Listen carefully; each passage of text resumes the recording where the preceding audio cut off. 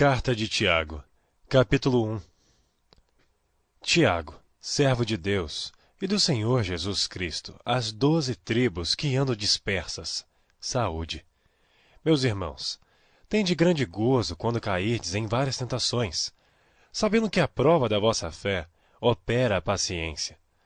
Tenha, porém, a paciência a sua obra perfeita, para que sejais perfeitos e completos, sem faltar em coisa alguma. E se algum de vós tem falta de sabedoria, peça a Deus, que a todos dá liberalmente, e o não lança em rosto, e ser-lhe-á dada.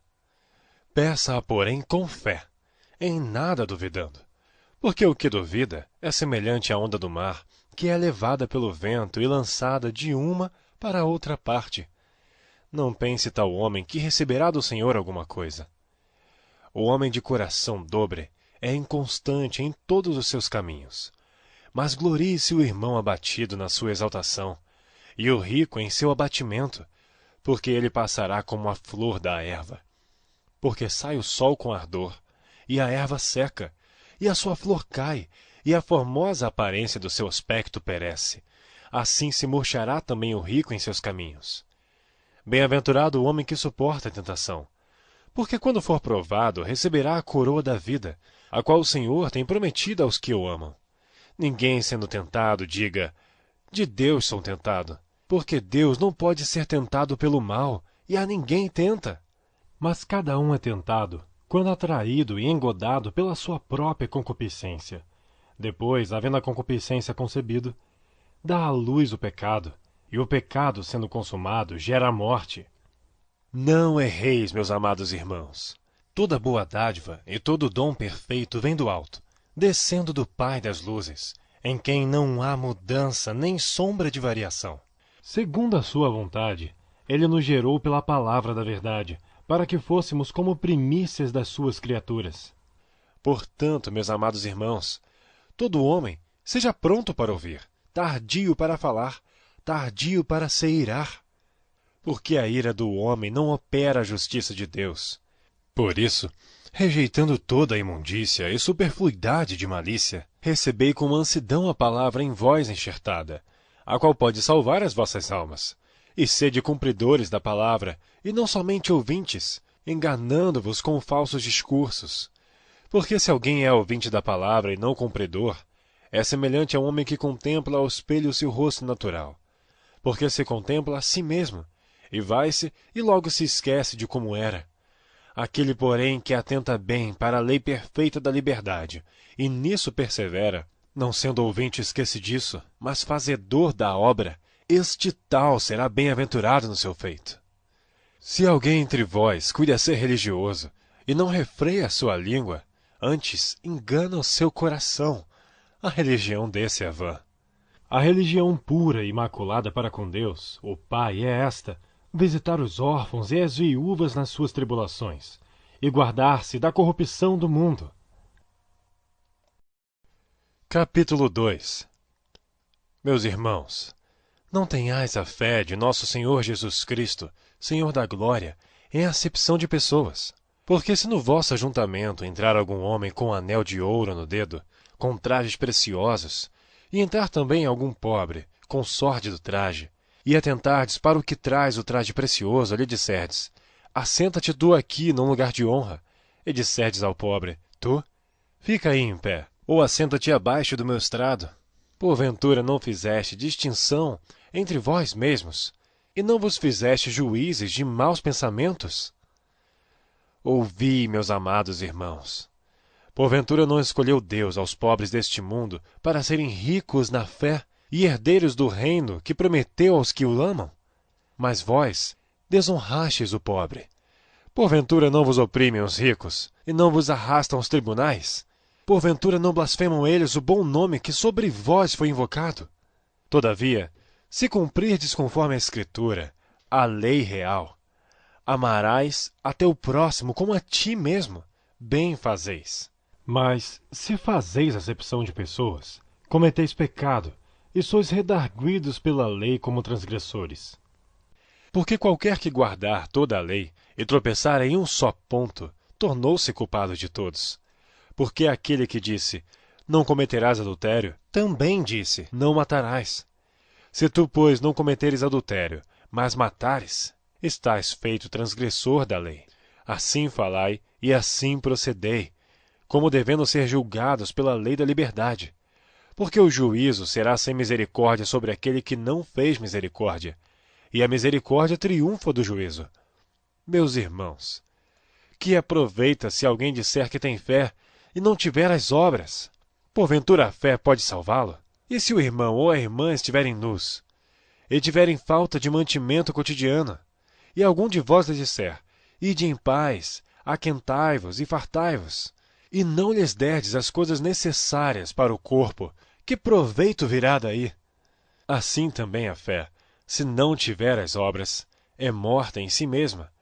Mas dirá alguém, tu tens a fé, e eu tenho as obras. Mostra-me a tua fé sem as tuas obras, e eu te mostrarei a minha fé pelas minhas obras.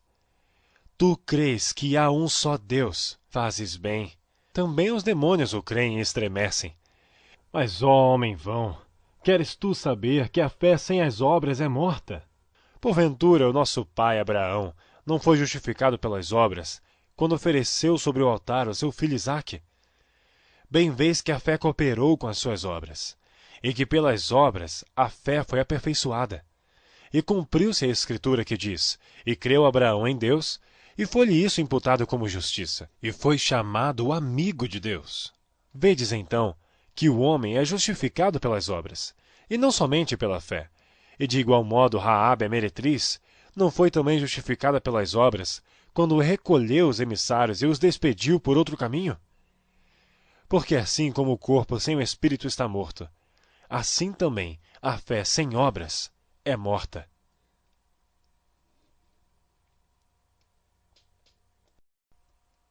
Capítulo 3. Meus irmãos, muitos de vós não sejam mestres, sabendo que receberemos mais duro juízo, porque todos tropeçamos em muitas coisas. Se alguém não tropeça em palavra, o tal é perfeito, e poderoso para também refrear todo o corpo. Ora, nós pomos freio nas bocas dos cavalos, para que nos obedeçam, e conseguimos dirigir todo o seu corpo. Vede também as naus, que sendo tão grandes e levadas de impetuosos ventos, se viram com um bem pequeno leme, para onde quer a vontade daquele que os governa. Assim também a língua é um pequeno membro, e gloria-se de grandes coisas. Vede com grande bosque um pequeno fogo incendeia. A língua também é um fogo, como um mundo de iniquidade. A língua está posta entre os nossos membros, e contamina todo o corpo, e inflama o curso da natureza, e é inflamada pelo inferno. Porque toda a natureza, tanto de bestas feras, como de aves, tanto de répteis como de animais do mar, se amansa e foi domada pela natureza humana. Mas nenhum homem pode domar a língua. É um mal que não se pode refrear. Está cheia de peçonha mortal. Com ela bendizemos a Deus e Pai, e com ela amaldiçoamos os homens, feitos à semelhança de Deus. De uma mesma boca procede bênção e maldição. Meus irmãos, não convém que isto se faça assim. Porventura deita alguma fonte de um mesmo manancial água doce e água amargosa?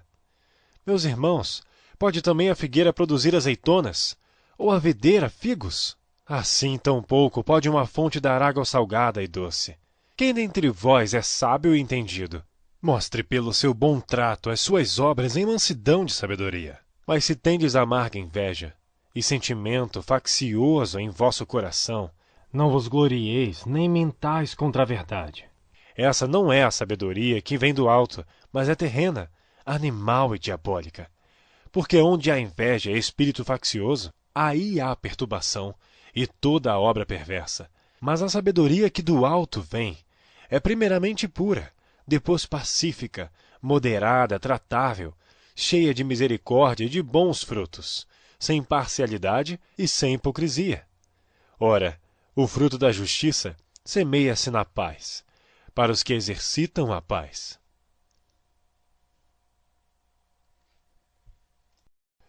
Capítulo 4. De onde vêm as guerras e pelejas entre vós? Porventura não vem disto, a saber, dos vossos deleites, que nos vossos membros guerreiam? Cobiçais, e nada tendes.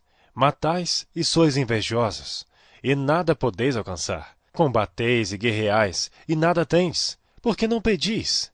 Pedis e não recebeis, porque pedis mal, para o gastardes em vossos deleites. Adúlteros e adúlteras! Não sabeis vós que a amizade do mundo é inimizade contra Deus? Portanto, qualquer que quiser ser amigo do mundo, constitui-se inimigo de Deus. Ou cuidais vós, que em vão diz a Escritura, o Espírito que em nós habita tem ciúmes. Antes, ele dá maior graça. Portanto, diz, Deus resiste aos soberbos, mas dá graça aos humildes. Sujeitai-vos, pois, a Deus, resisti ao diabo, e ele fugirá de vós. Chegai-vos a Deus, e ele se chegará a vós. Alimpai as mãos, pecadores. E vós, de duplo ânimo, purificai os corações. Senti as vossas misérias, e lamentai e chorai. Converta-se o vosso riso em pranto, e o vosso gozo em tristeza. Humilhai-vos perante o Senhor, e ele vos exaltará. Irmãos, não faleis mal uns dos outros. Quem fala mal de um irmão, e julga seu irmão, fala mal da lei e julga a lei. E se tu julgas a lei, já não és observador da lei, mas juiz. Há só um legislador que pode salvar e destruir. Tu, porém, quem és que julgas a outrem? E agora vós, que dizeis? Hoje ou amanhã iremos a tal cidade e lá passaremos um ano, e contrataremos e ganharemos. Digo-vos que não sabeis o que acontecerá amanhã. Porque que é a vossa vida? É um vapor que aparece por um pouco e depois se desvanece. Em lugar do que devias dizer, se o Senhor quiser, e se vivermos, faremos isto ou aquilo. Mas agora vos gloriais em vossas presunções. Toda glória tal como esta é maligna. Aquele, pois, que sabe fazer o bem e não o faz, comete pecado.